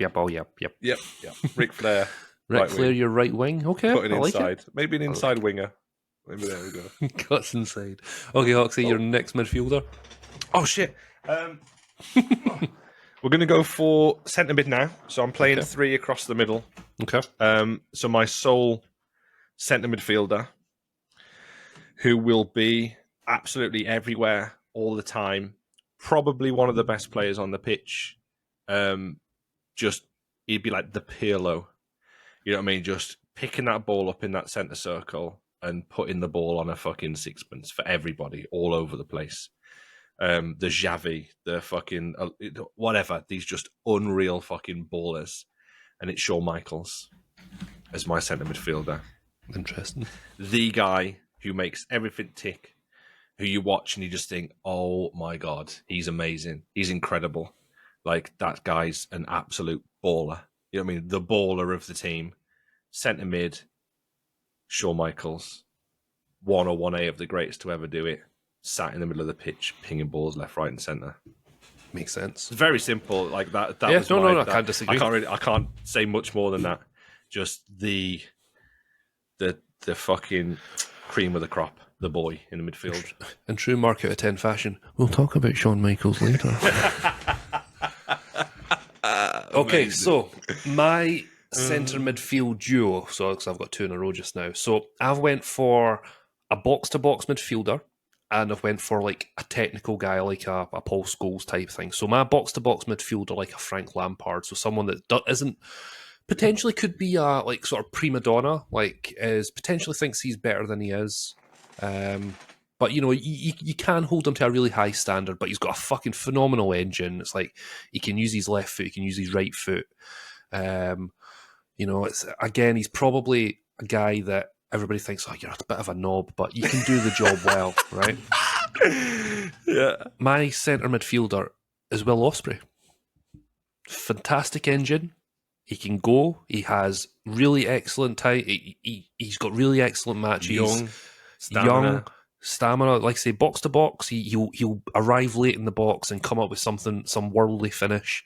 So yeah, for me, he is the guy that does all the running, but he goes for the plaudits to get the world class finish. 5 stars. The 5 stars. That's it. The 7 stars. The 8, 9, 10 stars. So yeah, Osprey's in my. So see, That's not all a phenomenal shout, Shields. Seriously, mate, that's incredible. Do you like that one? Yeah, Okay. yeah, that is so good. My That other is centre. so good. That's brilliant. My other centre midfielder. So as I say, it's a sort of Paul Scholes, the guy that is technically brilliant, can ping a ball in like a sixpence, just fucking like technically superior to everybody that's ever done the game of football before. I've gone for the Olympic hero Kurt Angle. Just technically superior to everybody in wrestling. He is the guy that's going to sit in the middle of the park. He can view the game, and he sees the runs of my wingers, who you'll learn about shortly, and he'll just ping, catch them on the run, ball lands at their feet to set up my striker. Kurt Angle for me had to be in my team, and yeah, to be fair, it was him or Brock Lesnar was going to be in my team. But Okay. Kurt Angle, I was like, yeah, just for me. See, I thought you were going to drop the excellence of execution line and have a Bret Hart there. Bret Hart's not in my team. He was very, very close to being in mine, but there's a reason why he's not, which we'll get to later. But yeah, Interesting. I thought you were going to drop the excellence of execution then. Just That would have been good, though. perfect. Yeah. I love the line that Zidane said about Paul Scholes. And someone asked him, like, what's it like to be the best midfielder in the world? And he said, I don't know, ask Paul Scholes. Yeah. Some They've all Zidane. said it, though, right? It's like, how do you stop the little ginger kid from Manchester? Little ginger lad from Salford, yeah, exactly. Yeah. Yeah. Amazing. Love that. The thing is, Paul Scholes, that's turned into a football podcast, but Paul Scholes is just fucking different gravy. For me, I still think he's the better out of Gerrard and Lampard. Three different players completely. But they I'd have tried Paul to get Scholes them in my all team. into the team, didn't they? At that period when they were all firing, that 2000s period, they tried to get them all into the England team at the same time, and it just didn't work. They started putting him out on like the left or like dropping him back. Scholes was centre midfielder, maybe a number 10, but yeah, depressing. We should have won everything in that fucking period of time. The thing is, right, it's like they say they tried to put him in the team, but they never pushed like a Steven Gerrard on the left. They couldn't push Lampard on the left because it just wouldn't work. Lampard's not left-sided. Gerrard could cut in and then hit you on his right foot. Paul Scholes was never given the opportunity to play in the middle of the park with a Lampard or a Gerrard. And I think that would have been the difference for you. If they didn't try to accommodate Lampard and Gerrard at the centre of the park, then it would have been a different story. Yeah. I would have had Scholes over either of them. Yeah, 100%. And I probably would have had Lampard over Gerrard as well. Just for his goal scoring ability. Yeah, box to box. Yep. That's who you want. So yes, so Kurt Angle's my other centre midfielder. Okay, Hoxie, over to you for your next two. I've done centre mid, haven't I? So Yes. left wing.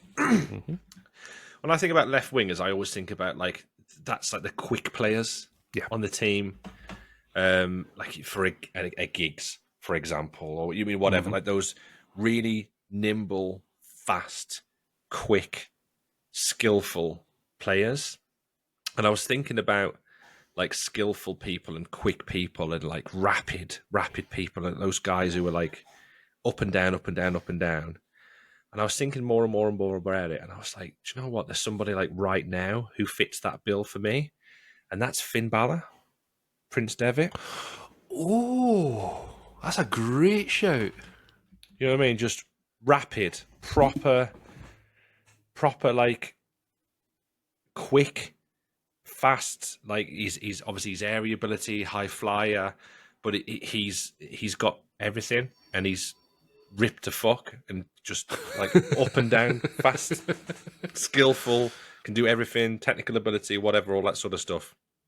And he's a good-looking guy.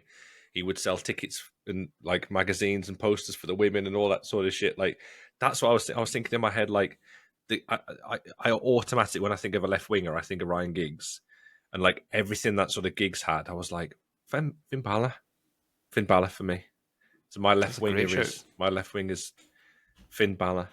So you got MJF doing all the dirty shit behind him, and he's just free to like make and create chances and opportunities and just look good doing it. So for me, it's That's so Finn good. Balor. Yeah, That's a great shout. I never even considered Finn Balor on my team at all. That's a brilliant shout. Okay, interesting. I'm getting to the business end now. I couldn't think of anybody like really else who's like who would fit that kind of mold. If you know what I mean, I couldn't think. I really couldn't think of anybody. You're just about to give me your one anyway. So yeah. My left back will be my left wing back. My left wing will be coming shortly. But you've got one more to go. Oh yes, I was thinking about. This is like my number 10 shadow striker, attacking centre mid, attacking midfielder. And the greatest to ever do it is Messi. So I was thinking about Messi's like attributes and the way that he played, and obviously technically one of the greatest ever. Close control, small guy, massive engine, really respected.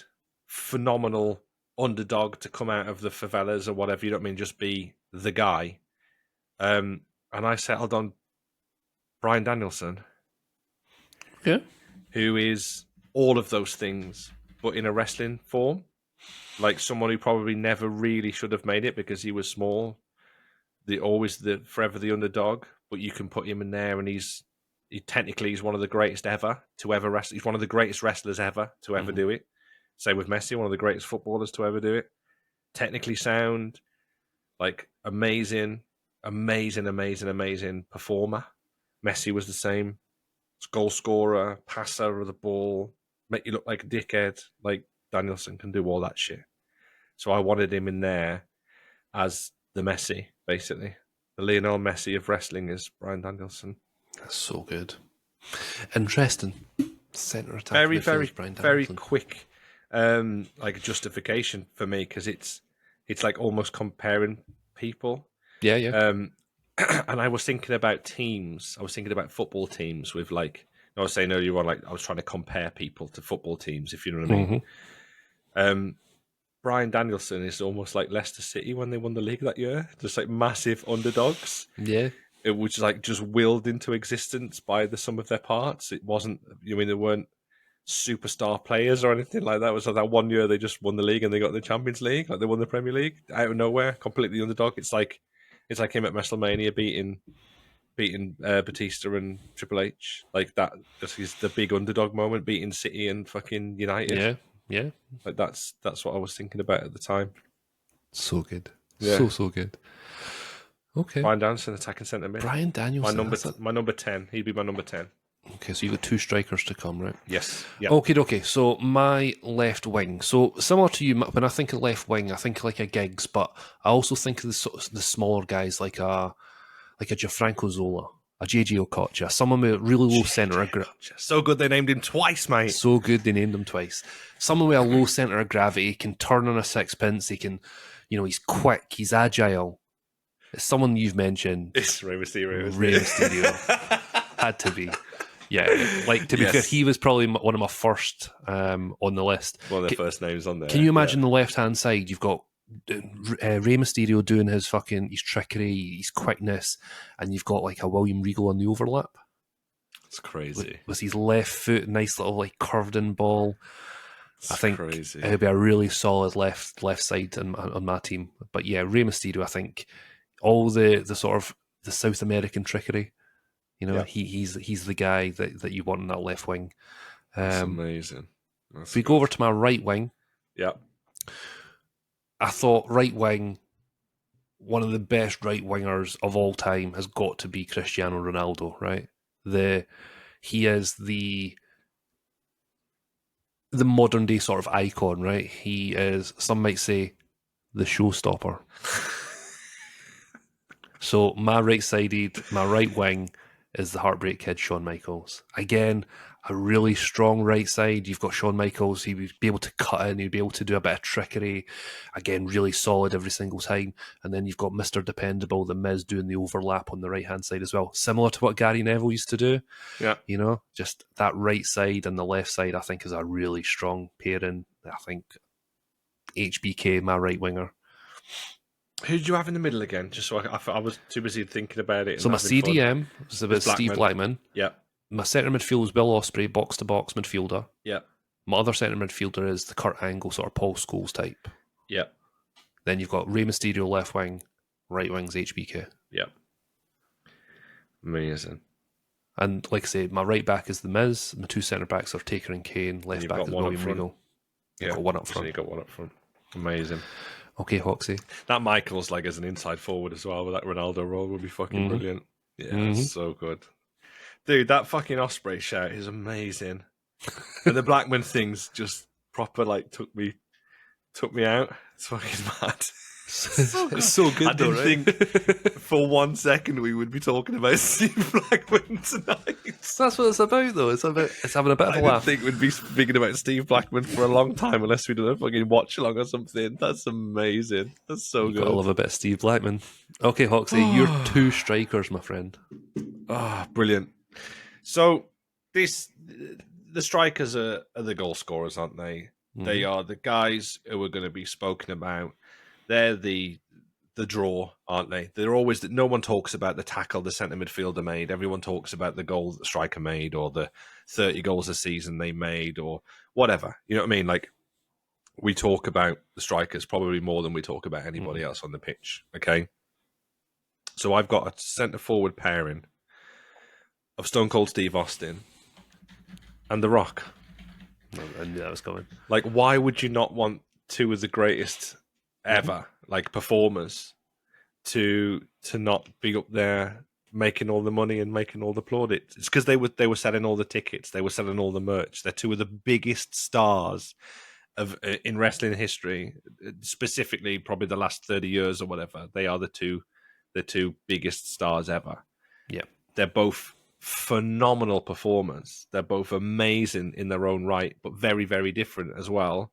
Like, I would say Austin is like the Rooney, like a bit dirty and a bit fucking dirty. He's like the brawler style. Yep. And The Rock is maybe a bit more flamboyant. You know what I mean? Like a Ronaldo or something for me. Like he was more the pretty guy. Austin's going to do your hard work and he's maybe going to lay it off to Ronaldo or whatever, like with The Rock to finish. You can't. They're just the guys, aren't they? They're going to go in there. They're going to give everything. They're going to be on. Their names are going to be on the back of all the kids' shirts. You know, when you think about merch that Austin sold, the 360 and the whatever, like it's all going to be Austin or The Rock on the back of the kids' shirts and stuff. That's what I was going for, and they both performed and both succeeded to the top of their game. Interesting. You can't I wasn't we'll do one and then we'll do the other. You got to speak about them both. No, of course, yeah, no, I like totally agree. Yin and Yang, isn't it? They're both together. They both go together. Interesting. That's a strong pairing. Just really close. Going back to the Danielson in centre midfield, like attacking midfield, that was nearly Bret Hart. Very, very close to being Bret Hart. And I was surprised it wasn't. So, yeah, I'm surprised it wasn't. To be fair, so no, but, I think that's a strong, technically gifted team of goal scoring potential. It's a really good upfront pairing. I went slightly different. So obviously you went for the big hitters, yeah, the ones that will score you like the 30 goals a season striker. Now, I went more in line with football, right? I think my goals are going to come from like the Rey Mysterio, HBK, and the Will Ospreay. So what I needed was a front man that's a target man, strong, fast. Maybe he'll get a goal every so often. You know, he'll be a 10, 15 goal a season type guy. Maybe like people don't appreciate him as much as they should. But you know, he's definitely again a 7, 8 out of 10 person. I know this is going to be. Go on. My striker's Claudio Castagnoli. I don't know who this was going to be. Wow. Think about it. He's the perfect man. He's got the strength to hold back any... if you're going to put someone up against, in your case, Brock Lesnar or a Taker, he's got the strength to do that. He's got the quickness to turn Taker. He can drop a shoulder, he'll turn. He's got the height that he can get the crosses in if HBK and Rey Mysterio crossing the ball, or it gets whipped in by The Miz and William Regal doing the overlap. He could be a poacher, he can do that. He's solid. If you think about him in the wrestling thing, we've talked about him before. So underutilized. Such a great performer in the ring. Does the dirty work that he has to. I mean, he's fucking working with Moxley, right? I mean, he does the dirty work. But underappreciated, I think he would be a phenomenal target man up front.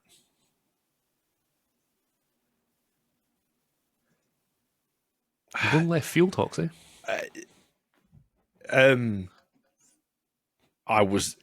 That's more of a shock than Osprey to me. Really? Yeah. I'm a big fan of Claudio, though. I'm a big fan of Cesaro. I mean, we are fans of him, aren't we? We're fans of his work and stuff. I was not expecting him to be the lone striker in your wrestling related. I think you'd do a job, man. I think you'd do a job. Wow, that's amazing. I can see like what you're saying, like the justification there. That's hilarious. But justification is everything. But I was not. Who were you expecting? I thought you were going to go for a Triple H there. Interesting. Mr. Dependable, always there. Not necessarily going to be 5-star, but it's going to be 4-star every night, sort of thing. That's what I thought you were lining up to say. I thought you were lining up to say Triple H. When you think Foley. When you think you know what I'm thinking, I pull it from under you. Now, ladies and gentlemen, when you think you know the answer, I change the questions. Now, every team. How do you spell his name? Cesaro. CC Cesaro. Yeah. So every team, they have to be put together by a charismatic manager, right? And I think we might have the same manager here. I think we might have the same manager as well. If not, I think it's one of two. I think, but should we do 3, 2, 1? Say the surname. We'll tell you what, right? What we'll do is we'll go through our team again, and like we do with number one, right? So, okay. Yep. My goalkeeper was MJF. My right back was The Miz. My centre back pairing was Undertaker and Kane, with Undertaker being my captain. My left back is William Regal. My centre defensive midfielder is Steve Blackman, the Lethal Weapon. So weird, right? Centre midfield is Will Ospreay, my box-to-box midfielder. My centre mid, like in the Paul Scholes type role, is Kurt Angle. My left wing is Rey Mysterio. My right wing is the Heartbreak Kid, Shawn Michaels. And my solo striker is Claudio Castagnoli. I wonder if there's ever been a conversation, ever, where The Miz and Steve Blackman have ever been in the same, like in the same sentence. Or close to being in the same sentence. I don't think there'll be many conversations ever that would have had those two in the same conversation. No, I would agree. Over to you, Hoxie. That's fucking brilliant. Right, my goalkeeper is Rey Mysterio, Jorge Campos. My right back, Dolph Ziggler. Centre back pairing of Undertaker and Brock Lesnar, with Taker being the captain. Left back, Shithouse MJF. Right wing, Ric Flair. Centre mid, Shawn Michaels. My left wing, Finn Balor. Got an attacking centre midfielder, Bryan Danielson. And 2 up front, Stone Cold Steve Austin and The Rock. Okay, and to complete the lists, but I think my attacking force there, I think trumps your attacking force. But do I know something? And I was going to save this at the end. I think yours is like the Galacticos, the Real Madrid's all-stars. Exactly. Yeah, yes. But there's a period where they didn't win everything. Remember? No, I don't care about that period. I think my team is a team. It's got positions. They know what they're doing. They've got solid hands. Right. But anyway, every good team needs a good manager. Yes. Right. They need a You good need head someone. coach, good manager. Yes. You need someone to inspire. So I'll reveal mine first because we'll probably have the same one. But if not, then it'll be interesting to see who you go. So you need someone to inspire. You need someone to be able to break down the opposition and feed that into the team. You need someone that is not afraid to kick a star to the side. My manager is the wise man, Paul Heyman. Mine's Paul Heyman as well. Yeah, it had to be, right? Yeah. I thought it could have been Jim Cornette, but Paul Heyman for me, he would be the manager, It's right? Paul Heyman. And do you know what? I was thinking about somebody. If I was in, have you ever seen the film Any Given Sunday? Yeah. When Al Pacino does the Yep. inches Yeah. promo, basically. I always think of like if I was in a team and I would want somebody to lead me like that. I want to sit down before something big happens and somebody come out with a fucking speech like that and just be like, fuck, let's go. Let's have it. You know what I mean? And when I was thinking about that, the first thing that popped into my head, like wrestling wise, was Heyman before they done the first ECW pay per view. When he's standing on the stairs, like, this is your fucking moment. You go out there and fucking show these motherfuckers what we're all about, sort of thing. And I was like, Heyman, straight away. Not for his maybe his his technical coaching ability or whatever.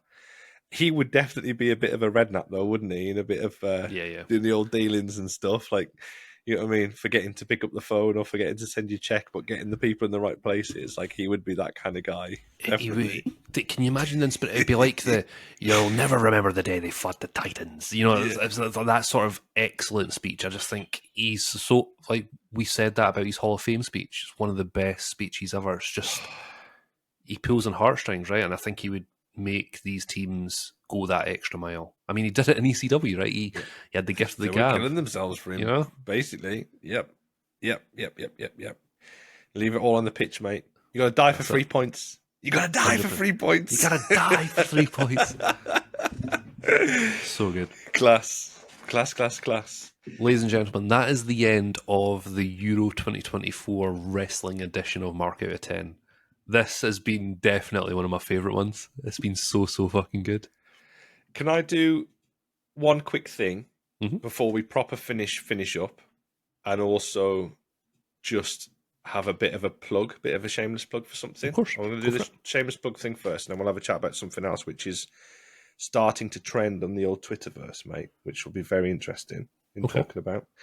But there's a wrestling promotion who are based down in Cornwall, a wrestling promotion called TCW, which is Tamar Community Wrestling, which is run by a chap called Omega Luke, who is a content creator. He's a football manager content creator, so there's a bit of crossing over here now, which is quite good fun. But he runs his shows not for profit; they're completely for charity, and it's for the Cornwall. I think this is for the Plymouth Hospitals Derriford Children's Ward. Now, for me, I'm half Cornish, basically. My family, both of my nans and my nan and granddad, bless them, rest in peace. They're both buried down there. They were both treated at Derriford Hospital as part of the hospital's trust as well. But they are doing a wrestling show on the 6th of July. They've got some real big talent on there. They've got like Wild Boar on there. Like, I think Omega Luke wrestles as well, like tag team matches. So, but Wild Boar's ex-NXT UK guy. They got some really, really good talent on there. Jordan Sparks as well. Alexander Gray. I know Lucia Lee is wrestling Echo down there as well. So Lucia Lee's a Midlands-based wrestler. The card is very, very good. But if you can't get there, you can basically, it's like a Just Giving, if you know what I mean. But you can basically donate via the website. But if you go on Twitter at TCW Wrestling _UK, just Google TCW Wrestling or Tamar Community Wrestling, or just go and find Omega Luke on his like socials and stuff. He's a good follow for a start. His content is very good, but he's a good guy for what he's doing down there at TCW as well. So go and check them out, show them some love. If you're based down that way, go and fucking check the show out and go and say hello and say Mark Out of 10 sent you as well. So go and show some love, guys. It's a really, really good a really good sort of thing Cause. that they're doing down there. It's a very, Yeah. very good cause as well. So Phenomenal get involved. cause. So yeah, Yeah, 100%. get involved. So yeah, good shout. TCW, check them out. Yeah. I Well am Mega remembered. Luke. Hi. Love you. Love you, bye. Oh dear. But Shane McMahon, he is trending on Twitter, on Right. X. Now, I saw this a little bit earlier on today, and I didn't know whether this was a thing or not. But rumors are there's some very, very, very strong rumors that Shane McMahon has reached out to some friends in AEW. Fuck off. Nope. Now I saw this today, earlier today, thinking like, yeah, whatever. But like Cultaholic and Sportster and WrestleLamia and all this sort of stuff. Now they are rumors. We don't know if they're 100% true. But he's expressed some interest in joining AEW. Woofed. So Interesting. what say you on that? The funny thing, I've just went onto the Twitter thing, and there's loads of stuff about Shane and Darby Allin on Dynamite, and it's just there's one. It's Samuel Jackson, The Rock. Is it in the other guys or whatever? And it's like Shane McMahon and Darby Allin on Dynamite for absolutely no reason. And it's just them bare jumping off the top of the building. It's quite funny, but yeah, interesting. What say you? Could that? I mean, it'd be certainly interesting. I mean, when Shane came back to WWE, he got a massive pop. Right, the fans do like Shane. I think he's the least The least hated McMahon? the least hated McMahon. Yeah, I mean, that's no disrespect to Steph. I mean, obviously, I think she's sort of been tarred with the allegations from her dad, right? A little bit. She's been sort of drafted into that. Could this be Tony Khan finally listening and saying, you know, I need help in the day-to-day run of a wrestling company. I don't actually know what I'm doing. You know, Shane McMahon, I don't know what creatively, how involved he was in WWE, but, you know, for all Vince's flaws, Shane was exposed to one of the greatest minds in WWE and greatest minds in wrestling. The thing that got him kicked out was that he booked the Rumble, didn't he? Yeah. And some shit went down, and he tried to book himself Yeah. strong and all that sort of stuff. So it was like sour grapes for quite a lot of it. But what you're saying there is fucking bang on, right? Like it's even fucking 5% of what Vince knows, like it rubbed off on Shane. He could take to AEW and make a huge difference there. Now, this is interesting. It's came out around the same time as this long-running saga in terms of the contract with AEW and WBD. Have they turned around and said, look, your ratings are terrible. We need someone in there that has got success and run a wrestling promotion? Could this be the reason as to why it's obviously it's a rumor? And if Shane has initiated that in terms of looking there, has there been conversations in the background, him trying to put feelers out in terms of how would the roster feel about it? Mm-hmm. Now, I don't imagine a Bucks or an Omega or a Hangman Page being happy with that. Do you? Does thinking about that even deeper, taking another layer off that part, mate, does Shane have connections, relationships with people within networks or the network they're trying to get signed with? Because he used to do a lot of stuff like that. He didn't make the deals, but he was involved a lot with the people who were with television. Didn't he set up a company in Japan? He did. He's done quite a lot. He's independently wealthy, shall we say? Yeah, he's a successful businessman in his own right. He's a very successful guy. So I'm just thinking, like, there's, I mean, a McMahon in AEW, it's interesting, but stranger things have happened. If there's a McMahon you want, it's probably Shane, right? Yeah, and I mean, what you've got to remember as well, there's a lot of old WWE behind the scenes people. I'm talking about production. You know, Shane will know all those folk. You know, they'll all know how Shane works. Yep. It's like it's not going to take a long time for him to hit the ground running because he's got people backstage. He's got the likes of Christian. He's got the likes of fucking Jericho. He's, Edge. There's a whole host of like WWE guys there that Daniel Bryan. He worked really closely with Daniel Bryan in SmackDown. It's like, Bryan Danielson. It's like, okay, if it goes, I think it would be good for AEW, especially if it sort of releases the reins from Tony Khan a little bit in terms of day-to-day working or like creative, that sort of thing. Yeah, That'd just be really bouncing good. ideas off. Yeah, Is what if the best 2 words in wrestling ever are what if? What if we did this? What if this happened? What if we tried that? What if we maybe done it this way rather than that way? They're the best 2 words to ever exist because that means good shit will happen a lot of the time. I've just read a little bit more into this.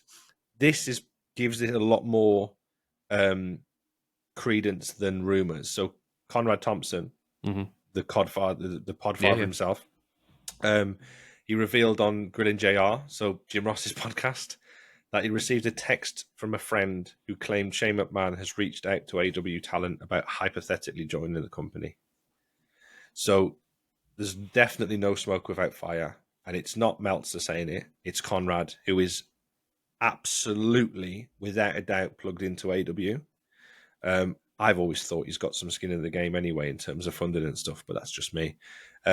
But if you've got Jim Ross and Conrad Thompson talking about it on a podcast, which is a huge podcast, by the way, massive, then they're not going to really bullshit about that.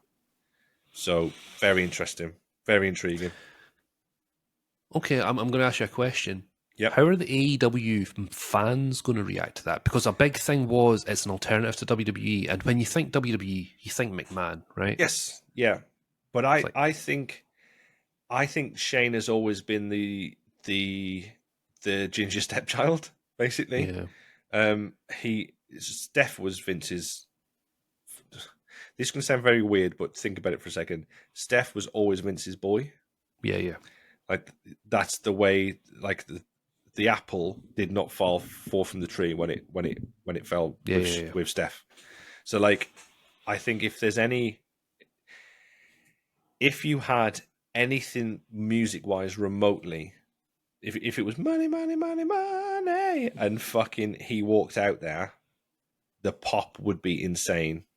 And I think if they went down the route of him maybe being like the anti-AW or the anti-establishment or whatever, there would be some money there and there would be legit heat.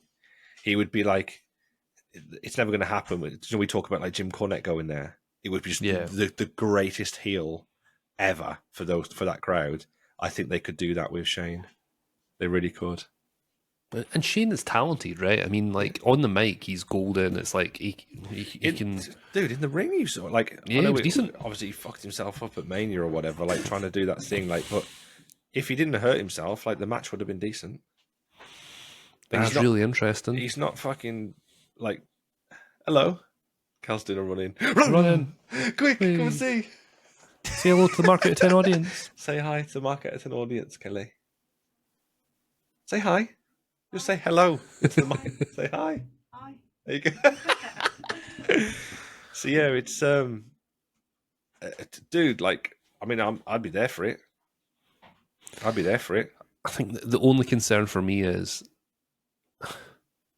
it would get eyes on the product, but do they have the ability to keep the eyes on the product? That's because they've had it with CM Punk, they had it with Edge. Well, I know they're on the slippery slope at the minute, but they've you look what they're doing. It's poor. It's poor. It's going to be interesting. We will talk about ratings at some point as well. We will definitely do a sort of ratings heavy show to it. So yeah, people out there who listen to us and who will say like, "Oh, all you guys do is fucking just slag off like AW or whatever." We don't slag it off. It's like constructive criticism. We're trying to help them out. We want it to work. So, but when you look at the actual numbers, the factual numbers of it, it doesn't make sense what they're doing. So, no, I think that would help. It would definitely help. Definitely it would get short people term. speaking, mate. It would get people speaking, and it would get eyes on the product.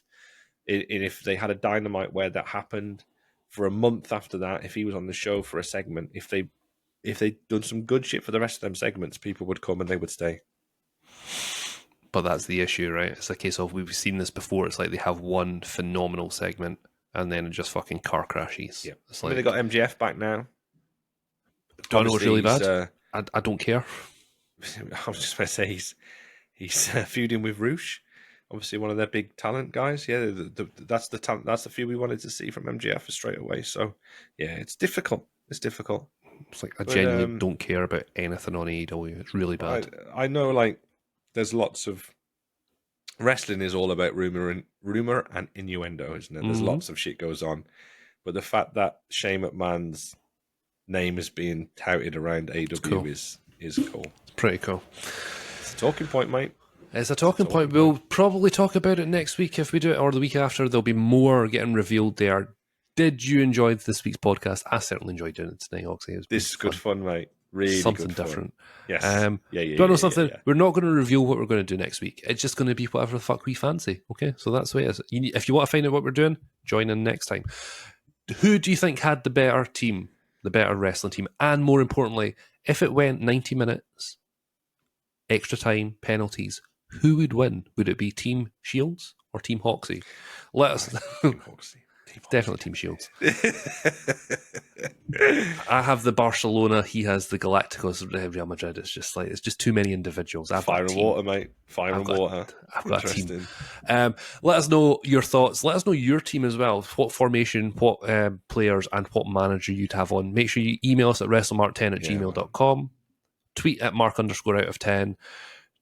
What was the other thing we've got? We've got YouTube, we've got TikTok, we've got Instagram. There's fucking everything. Just get involved, guys. Get 100%. Involved. This is really fun, this one. It would be really nice to see the teams, people's teams. Yeah, 100%. Not like fully why, but like you probably work it out, but just really like Blackman being a random thing. If you got a shaky moment in your team, let us know, guys. But yeah, 100%. Get involved. Remember, make sure you like the podcast about 5 stars and share it with at least one person who enjoys wrestling and football this week. Who knows? Because why do we share, Foxy? For the algorithm. Absolutely. Thank you very much for listening. Hope you have a fantastic rest of your week. From Shields, goodbye. And Hoxie. From Hoxie. Bye. Love you, bye. Bye.